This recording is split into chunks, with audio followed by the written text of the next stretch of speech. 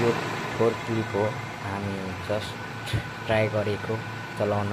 यसरी नै चलाउनु पर्यो हामीहरूलाई। हामी पनि चलाउँदै गर्छौँ। हेर्नु त कस्तो खालको छ, कस्तो सजिलो छ क्या, सजिलो हेर्नमा सजिलो लाग्छ क्या, गर्न टाइममा नि धेरै गाह्रो छ। बिस्तारै घुमाएको मैले ब्यागमा लगिदिन्छु क्या।